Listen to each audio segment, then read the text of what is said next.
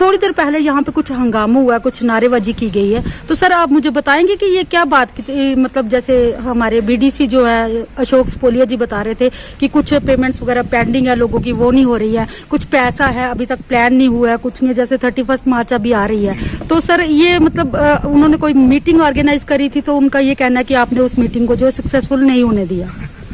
जी देखिए, आपने 2-3 सवाल एक साथ पूछ लिए। पहले मैं शुरू करता हूँ आखिरी वाले से, आराम से, कि मीटिंग सक्सेसफुल नहीं होना चाहिए। देखिए ऐसा नहीं है, मैंने कोई मीटिंग का कुछ नहीं किया। इन्होंने खुद ही जो पंचेज आए थे वो अगर रोकने वाला तो मैं कैसे सबको रोकता, ये उन्होंने खुद ही कॉल किया, सरपंच ने खुद कॉल किया बुलाने के लिए। सरपंच नहीं आए, वो उनकी मर्जी। अब रही स्टाफ की बात, तो इन्होंने कल शाम को मेरे जूनियर क्लर्क को, मेरे स्टाफ मेंबर को फ़ोन किया कि सभी स्टाफ को बुलाना है। तो टोटली मुझे बाईपास कर दिया, कहते मेरा स्टाफ है, मैं बुलाऊंगा। ठीक है, कोई दिक्कत। मैंने स्टाफ ने मुझे, सर क्या करना, मैंने आपकी मर्जी है, जो करना करना। उन्होंने बोला सर हमारे पैरामीटर्स 31 मार्च आ रही है, हम करीब है, हमें बहुत सारी जियो टैगिंग करनी है, बहुत सारी जगहों पे, पर पीछे हमें आगे जाना है, तो हम नहीं आएंगे, हम बाकी सरपंच जाएंगे। ठीक है, मैंने कहा ठीक है, आपको ठीक लगे आप जाइए, अपना काम कीजिए।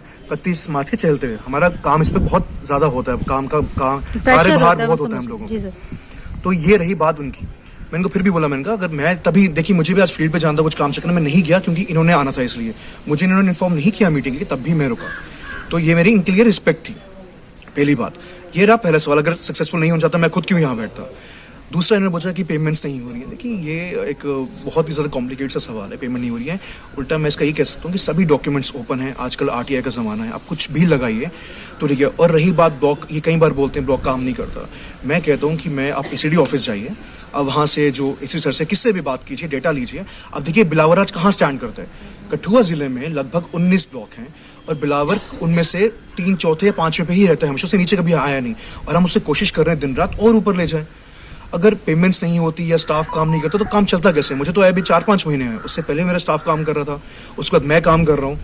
और अगर मेरा रिव्यू या मेरी रिपोर्टिंग आपको लेनी है तो मेरे सीनियर से ले सकते हैं, एडिशनल DC सर है उनसे ले सकते हैं, या सरपंचेस जो हैं उनसे ले सकते हैं आप लोग। कि इन्होंने बोला कि ये गुस्सा किस बात पे हुआ ये कि असली में मुद्दा ये था कि हमें कहा गया, DC निर्देश ये कि हमें कैपेक्स का प्लान सबमिट करना है।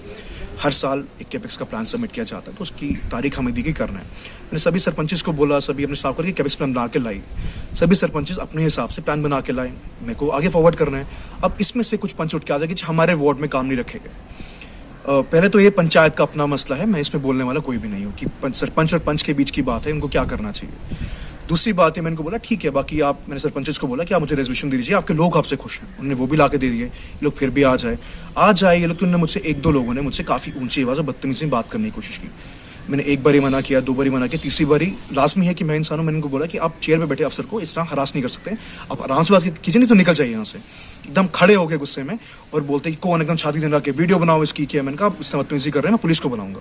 कहते पुलिस क्या कर लेगी, हम लोग यहाँ बैठे हैं। तो मैं इसके बाद 2 राहत या तो मैं लड़ता, मैं उठ के बाहर आ गया। इसके बाद आपने जो हुआ वो देखा आपने कि उन्होंने नारे लगाए मेरे खिलाफ। अब ये आप लोग तय कीजिए कि मतलब आप मेरे सीनियर से पूछिए कि मुझे क्या करना चाहिए। सर जैसे उनका कहना है कि इन्होंने अपना पूरा स्टाफ बुला के वहाँ पे हमारे पास धक्का मुक्की करने की कोशिश करी इन्होंने और उसके बाद पुलिस वगैरह को भी यहाँ पे बुलाने की। तो ऐसी क्या नौबत आ गई थी सर, आपको पुलिस बुलाने की जरूरत पड़ गई? मेरे स्टाफ तो मेरा कितना ही है यहाँ पे, तो 2 ब्लॉक है, 3 ब्लॉक है इनफैक्ट। आप मेरे खाली 5-6 लोग हैं, कितना बुलाए तो अब आप पूरा कर सकती हैं, बात पता कर सकती हैं। लेकिन पुलिस मैंने खुद कह दिया ना कि जब आपके दफ्तर में 5-10 लोग आए, एग्रेसिव हो गए, तो आप क्या करोगे? या तो आप उन्हें मतलब लड़के कुछ ना कुछ तो करोगे ना। आप ये बोले कि मैं पुलिस को बुलाऊंगा। हमने यही सोचा कि हम पुलिस को बुलाएंगे, लेकिन नहीं बुलाया कि चलिए ठीक है, हम ही उठ के बाहर आ गए। उनका 2 रास्ते रहे, या तो पुलिस वाला कि हम भी वहाँ रुकते या वापस से मैं उठ के बाहर आ गया। ये तो लाजमी सी बात है, सब लोग कैसे में उठ के बाहर चलाया। तो ऑब्वियसली अगर मेरे दफ्तर में आके लोग एग्रेसिव हो रहे हैं, मतलब इस तरह मुझे आशंका है कि वो मुझ पर वार करेंगे, मेरे को कुछ वायलेंस करेंगे, तो मैं तो यही बोलूंगा ना, पुलिस को बुलाऊंगा। सर उनका कुछ ऐसा कुछ कहना था कि 2 करोड़ का कुछ अभी पड़ा हुआ है, जो मतलब हमारी जो फंड्स हैं वो पड़े हुए हैं, उनको कोई यूज नहीं हो रहा, उनके लिए कोई प्लान नहीं हो रहा, तो 31 भी आने वाली है, ये उनका आरोप था। हाँ बिल्कुल, ये एक्चुअली इसमें क्या है, जिस स्कीम की बात कर रहे हैं वो है 14th FC स्कीम 2016 से चल रही है और उसकी किस्तों में पैसे आते हैं। अब जैसे कह रहे हैं कुछ पंचायतों में 14 पंचायतें, ये कह रहे हैं जो पड़ा हुआ है, हाँ पड़ा है, इसमें कोई 2 राय नहीं है। इसमें आपको 2-3 चीज़ें मैं खास करके बताना चाहूँगा। पहली चीज़ ये कि तब भी पैसे एक तो बहुत लेट भी आए हैं, कोई टाइम भी पैसे हैं, एक साथ नहीं आया। कुछ पैसे अभी कुछ महीनों पहले आए हैं, कुछ साल पहले आए हैं, जहाँ अभी आए वो काम नहीं हो पाया। फिर भी उसके बावजूद भी जो बिलावर ब्लॉक का खर्चा है, ये आप आप एसीडी ऑफिस से डीसी ऑफिस से कंफर्म कर सकती हैं कि वो 70% के करीब है, जो बाकी 19 ब्लॉकों से काफी, मैं 19 ब्लॉकों में काफी ऊंची श्रेणी पे, तीसरे चौथे नंबर पे होगा हमारा। अगर आपको मेरी बात पे कोई आशंका है तो मुझे कोई आपत्ति नहीं है। बाकी वाले पैसा पड़ा है, देखिए सरकार का पैसा काम करने के लिए आता है, जितना इस्तेमाल होता है वो निकाला जाता है। और सच में इसमें सबसे बड़ी बात ये गौर करने वाली है, ये पैसा सरपंचों के अकाउंट में आया है, सरपंच इसमें डीडीओ हैं और इसमें वही इन्वॉल्व करते हैं। हम लोगों ने खाली असिस्ट कर सकते हैं अगर हमारे पास आएंगे, हमारा कोई रोल इसमें है ही नहीं ज्यादा। हमारी खाली मॉनिटरिंग रहती है, काम हो रहा है नहीं हो रहा, ठीक हो रहा है, कितना काम हुआ, बाकी उनकी है, उन्होंने अप्रूवल करनी है, सब कुछ उन्होंने करना। हम खाली बीच में एक ब्रिज का काम करते हैं ऊपर अपने इस डीसी ऑफिस से और नीचे से पंचायत से। अभी अगर हम पे हर बात का इल्जाम लगाएंगे आपने नहीं किया, आपने किया, अरे आप देखिए तो सही, पैसा सरपंचों के पास है। कई पंचायतों ने बहुत अच्छा काम किया, मैं आपको डेटा दे सकता हूँ, उन्होंने कैसे काम किया। अगर हम लोग इतने ही खराब हैं, हम लोग काम करने की हमारी मंशा ही नहीं थी, तो बाकी पंचायतों ने कैसे काम किया। तो अगर मैंने कहा ना, फिर भी इसके बावजूद भी इनको रोष है मुझसे, कोई नाराजगी है, तो मैं वो दूर नहीं कर सकता, क्योंकि मैं हर किसी को खुश नहीं कर सकता, मैं भी एक आम आदमी हूँ। सर कुछ ऐसी पंचायतों पे आप प्रकाश डालेंगे यहाँ पे अच्छा काम हुआ है?